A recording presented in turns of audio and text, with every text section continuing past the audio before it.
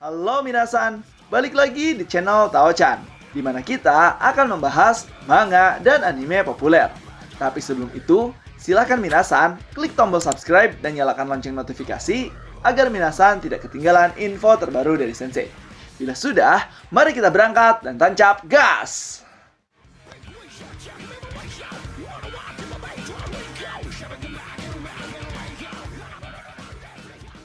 Oke minasan, pada video kali ini kita akan membahas terkait manga Full Round Record of Ragnarok chapter ke-86, yang mana di sini kita diperlihatkan awal mula pertarungan ronde 10 antara Okita Souji versus Susanoo no Mikoto yang dikenal sebagai Kamikari Batosai dan juga Hitokiri Batosai-nya umat manusia.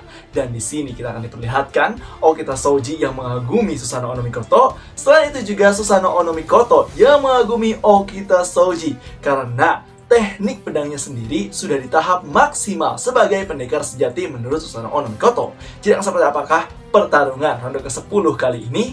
So, tanpa basa-basi lagi minasan, langsung saja tegas ke pembahasannya. Chapter dibuka dengan diperlihatkan, yaitu pengumuman untuk ronde ke-10. Heimdall di sini mengumumkan, sekarang bersiaplah untuk pertarungan ke-10 antara dewa dan umat manusia. Karena itulah arena telah direnovasi total, yang mana kita bisa melihat bahwa arena kali ini cukuplah besar, yang mana arena baru adalah yaitu tepatnya di Kyoto akhir zaman Edo.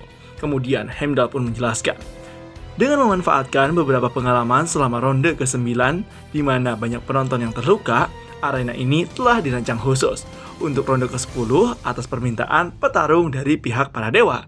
Arena akan bersetting di Jepang pada akhir zaman Edo, yang mana di sini ternyata arena itu di-request oleh dewa Susanoo no Mikoto untuk Okita Souji.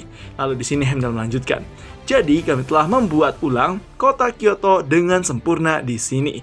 Setelah mendengar penjelasan dari Heimdall, para penduduk dewa pun sangat kebingungan mengapa dewa tersebut memilih arena tempat umat manusia, sehingga mereka mengatakan, atas permintaan pihak dewa, tapi kenapa arena ini seperti disetting untuk manusia ya? Tapi di sini Heimdall pun tidak menggubrisnya. Lalu Heimdall melanjutkan lagi, para dewa telah memiliki 5 kemenangan dan 4 kekalahan. Hanya tinggal 2 kekalahan manusia lagi dan hitungan mundur menuju kepunahan umat manusia untuk mendorong umat manusia menuju jurang kehancuran yang sangat dalam. Yang mana pada saat itu juga kita bisa melihat di sini ada Brunhild dan juga Gear, dan kita dapat pastikan bahwa Okita Souji tidak bervolun dengan Gear karena Gear malah ada di bangku penonton. Kemudian di sini Heimdall pun langsung memanggil perwakilan dari dewa. Di sini dia mengatakan, dewa pedang yang tak tertandingi akhirnya tiba di sini. Di zaman kuno, dewa ini berhasil mengalahkan ular berkepala 8 Yamata no Orochi dengan pedang Totsuka, yang mana kita bisa melihat masa lalu dari Susanoo no Mikoto pada saat mengalahkan Yamata no Orochi. Kemudian Heimdall pun menjelaskan lagi, dan dengan demikian dia mendirikan seni teknik berpedang, dan kemudian muncullah sebuah pedang yang lahir dari ekor Yamata no Orochi yang dianggap sebagai senjata dewa legendaris. Pedang itu adalah Ame no Murakumo atau disebut dengan Kusanagi. Dan dengan pedang tersebut, ketika kita bisa melihat bahwa Susanoo no Mikoto mencabut pedang tersebut dan menggunakannya untuk mengalahkan beberapa oni dan juga dewa-dewa jahat. Di sini dijelaskan oleh Heimdall, saking dahsyatnya tebasannya seperti badai dan kecepatannya secepat kilat, dewa itu membantai dewa-dewa jahat yang ada di Tamagahara. Dewa pedang yang juga ditakuti sebagai dewa terkuat telah tiba di sini untuk menunjukkan saat-saat berharganya. Di sini, dewa yang mencetuskan seni teknik berpedang, pembunuh para dewa terkuat dari semuanya. Dan dia adalah Susanoo no Mikoto, yang mana kita bisa melihat bahwa Susanoo no Mikoto mulai berjalan melewati jembatan di Kyoto dan diperkenalkan oleh Heimdall sebagai petarung perwakilan dari para dewa. Setelah itu, Susanoo no Mikoto pun datang dan mengatakan, tempat ini adalah akhir zaman Edo ya. Wah, aku jadi terharu, sungguh sangat menakjubkan. Kemudian setelah Susanoo no Mikoto datang, Heimdall pun memanggil petarung dari sisi umat manusia. Heimdall mengatakan, dan di sisi lain, manusia yang akan melawan pembunuh dewa terkuat di surga adalah pria ini. Dalam sejarah Jepang, ada suatu masa saat pria membuat darahnya mendidih karena nafsu. Ada tempat di mana pedang dan gagasan saling bertabrakan sampai kehilangan banyak nyawa. Di akhir zaman Edo, tepatnya di Kyoto, para ahli pedang lahir di kota ini seperti awan, di mana seni teknik berpedang mencapai kesempurnaan sebagai kemampuan untuk membunuh seseorang. Dan siapa yang terkuat di antara para pendekar pedang pembunuh di akhir zaman ini?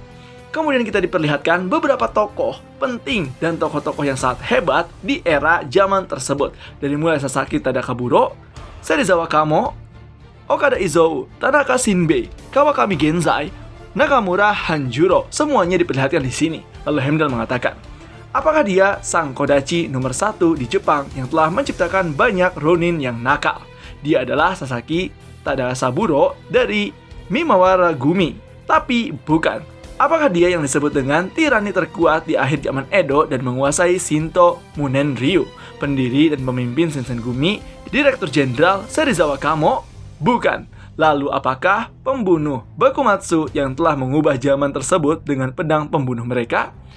Mereka adalah Okada Izou, Tanaka Shinbei, Kawakami Genzai, dan Nakamura Hanjiro? Jawabannya adalah bukan.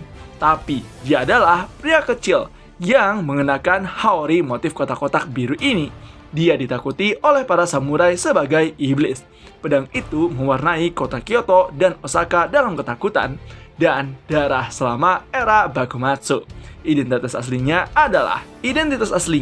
apakah dia manusia atau apakah dia iblis? Dia dijuluki sebagai pembunuh manusia terkuat dalam sejarah, dan dia adalah Kapten Unit 1 Shinsengumi Okita Souji, yang mana di sini kita diperlihatkan bahwa Okita berjalan menghadapi Susanoo no Mikoto lalu mengeluarkan pedangnya dan bersiap untuk bertarung. Okita pun mengatakan, "Wah, aku sangat merindukan kota ini, bahkan bau darahnya pun masih sama." Lalu di sini kita bisa melihat bahwa Okita Souji berhadapan dengan Susanoo no Mikoto, perbandingan badan yang sangatlah beda jauh, di mana Susanoo no Mikoto memiliki badan yang sangat tinggi dan besar, sedangkan Okita Souji memiliki badan yang pendek tapi sangatlah lihai. Lalu di sini Heimdall mengatakan, pembunuh manusia terkuat dalam sejarah umat manusia dan juga pembunuh dewa terkuat di surga. Di antara mereka berdua, siapa yang lebih kuat? Kemudian Heimdall pun mengumumkan, fight, pertarungan segera dimulai. Dan kita bisa melihat bahwa Okita Souji sudah bersiap untuk melawan Susanoo no Mikoto. Namun, Susanoo no Mikoto malah mengalihkan pandangannya dan dia pun mengatakan, "Jadi, kau yang bernama Okita Souji ya?" Okita menjawab, benar, aku Okita Souji. Dan tokoh di samping kita itu, tokoh itu adalah Ikedaya kan? Okita menjawab, "Hah, iya, kau benar." Lalu di sini Susanoo no Mikoto pun langsung mengalihkan pandangannya dan malah dia pun mengatakan, "Begitu rupanya, jadi ini Ikedaya ya?" Dan langsung menghampiri tokoh tersebut dan sepertinya Susanoo no Mikoto sangat kagum dan sangat merindukan penginapan Ikedaya tersebut sehingga dia sangat menarik. Lalu dia pun mengatakan, "Jadi disinilah Shinsengumi yang hanya dengan 4 anggotanya memotong jalan mereka menuju kemenangan melawan lebih dari 20 anggota samurai loyalitas Chosu dan Tosa ya. Hanya ada di Ikedaya." Wah, aku bahkan bisa melihat bekas sayatan pedang di pilarnya, dampak dari insiden Ikedaya yang telah diciptakan kembali dengan detailnya. Mendengar hal tersebut, Okita Souji pun langsung mengatakan, "Wah, kau sepertinya tahu ya lebih banyak tentang hal itu." Kemudian Susanoo menjawab, "Tentu saja, zaman Bakumatsu adalah satu-satunya impianku." Mendengar hal tersebut, Okita mengatakan, "Apa, tempat ini memiliki kenangan bagimu?" Susanoo menjawab, "Ya, pedang yang aku ciptakan dikembangkan oleh umat manusia dalam jangka waktu yang panjang dalam sejarah. Dan di zaman Bakumatsu ini, manusia menguasai teknik seni pembunuh manusia. Itu sebabnya aku sudah lama menunggu itu. Aku selalu menunggumu, pembunuh manusia terkuat di zaman Bakumatsu Okita Souji." Yang ternyata kita di sini melihat bahwa Susanoo no Mikoto sendiri sengaja ingin turun di ronde 10 untuk menghadapi Okita Souji, yaitu orang terkuat yang mampu mempelajari teknik berpedang, dan Susanoo no Mikoto ingin menantangnya langsung. Di mana teknik berpedangnya sendiri, menurut Susanoo no Mikoto adalah teknik yang terkuat, bahkan mencapai level sebagai pendekar pedang sejati. Susanoo pun mengatakan lagi, "Dan kali ini, aku yang akan menjadi lawanmu, jadi bersiaplah ya." Mendengar hal tersebut, Okita pun hanya terbengong dan mengatakan, sepertinya ini bukan yang kuharapkan saat bertemu dengan Dewa Pedang." Namun pada saat mereka sedang berbincang, tiba-tiba saja seseorang berkata di bangku penonton VIP umat manusia. Dia mengatakan, "Woi, sadarlah Okita Souji. Ya ampun, perhatian anak itu mudah sekali teralihkan ya." Namun tiba-tiba saja, salah satu temannya mengatakan, "Nagakura Shinpachi, tolong hentikan suara berisik dan bodohmu itu. Kau sudah mempermalukan pasukan kita." Saito di sini mengatakan, kau sama sekali tidak berubah ya.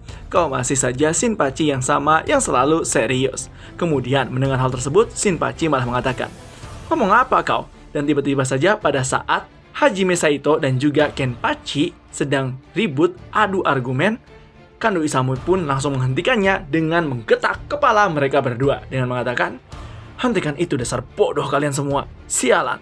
Bahkan tega memukulku bahkan di akhirat ini. Aku sama sekali tidak peduli di mana ini," ucap Kando Isami. Kemudian mendengar keributan tersebut, para umat manusia lain mengatakan, "Lah, apa-apaan orang-orang itu?" Kemudian kita bisa melihat lagi di panel selanjutnya, yaitu mereka mengatakan, mereka teman-teman yang berisik ya, sama seperti biasanya. Yang mana itu diucapkan oleh Okita Shoji ketika mendengar teman-temannya, yaitu pasukan dari Shinsengumi mendukung mereka di bangku penonton VIP umat manusia. Yang mana di sini Kando Isami langsung mengatakan, "Apa kalian semua siap? Kami, Shinsengumi, akan selalu mendukung Okita Shoji."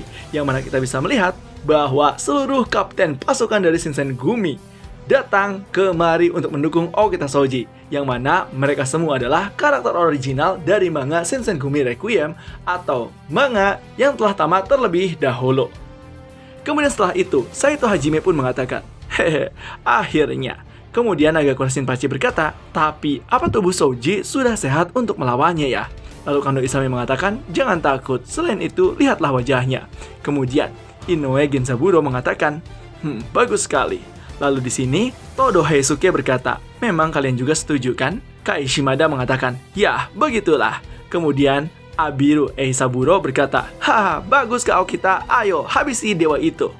Kemudian Yamanami Keisuke berkata, "Raut wajah yang bagus." Lalu Harada Sonosuke berkata, "Tentu saja kan? Kalau begitu, kalian seharusnya sudah mengetahuinya kan di saat seperti ini kalau Shoji lebih kuat dari siapapun. Tubuh yang sehat, tempat yang penuh nostalgia, dan juga lawanku yang terkuat. Akhirnya, aku bisa bertarung sampai mati dengan sepenuh hatiku." Yang mana itu adalah dikatakan oleh Okita Shoji. Yang mana pada saat ini, Okita Shoji menyadari bahwa tubuhnya sedang dalam keadaan prima, tidak memiliki penyakit apapun. Sehingga Okita Shoji sendiri bisa melawan Susanoo no Mikoto yang merupakan dewa terkuat pembunuhnya para dewa dengan sepenuh hati dia. Yang mana Okita Shoji akan membabi buta dan melakukan sepuas hatinya bertarung dengan dewa terkuat di arena ronde 10 ini. Dan bagaimanapun selesai, yang mana kita diperlihatkan Okita Shoji yang sedang membara-bara bersiap untuk melawan Susanoo no Mikoto.